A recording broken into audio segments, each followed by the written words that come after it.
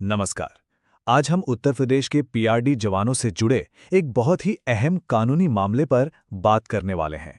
एक special appeal है जिसमें कुछ नया हो रहा है, तो चलिए जानते हैं कि पूरा मामला क्या है। तो देखिए, सबसे बड़ा सवाल जो सबके मन में है वो यही है कि आखिर ये आने वाली 1 दिसंबर की तारीख पीआरडी जवानों के लिए इतनी ज़्यादा खास क्यों बन गई है। चलिए इसी सवाल का जवाब ढूंढते हैं। देखिए, इस तारीख का महत्व समझने के लिए हमें पहले सुनवाई से जुड़ी जो बेसिक जानकारी है उसे समझना होगा। तो सबसे पहली और सबसे बड़ी खबर तो यही है कि इस स्पेशल अपील पर सुनवाई के लिए जो अगली तारीख मिली है वो है 1 दिसंबर 2025। अच्छा, ये केस है अमर सिंह और उनके साथियों का, और इसकी सुनवाई होगी कोर्ट नंबर 3 में। और कॉज लिस्ट में, मतलब जो केस की लिस्ट होती है, उसमें इसका नंबर है 304। तो अब सवाल ये उठता है कि इस पूरी कानूनी लड़ाई में आमने सामने कौन है, मतलब कौन किसके खिलाफ लड़ रहा है। बहुत सिंपल है। एक तरफ है उत्तर प्रदेश सरकार जिसने अपील की है, और दूसरी तरफ हैं अमर सिंह और उनके 11 साथी जो अपने हक के लिए ये लड़ाई लड़ रहे हैं।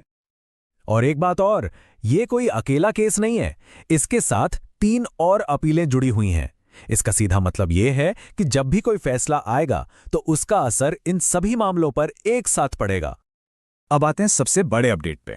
पिछली सुनवाई के बाद से एक बहुत ही अहम बदलाव हुआ है, और वो है कोर्ट का बदलना। जी हाँ, इस केस को पहले कोर्ट नंबर 21 में सुना जा रहा था, लेकिन अब इसे ट्रांसफर करके कोर्ट नंबर 3 में भेज दिया गया है। और ये जो बदलाव है ना, ये बहुत ज़्यादा मायने रखता है।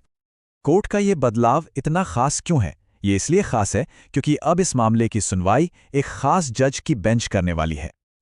देखिए, कोर्ट नंबर 3 की बेंच में 2 जज हैं, जस्टिस सौमित्र दयाल सिंह और जस्टिस इंद्रजीत शुक्ला।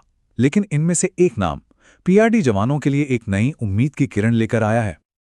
और यहीं से सारी कहानी एकदम दिलचस्प हो जाती है।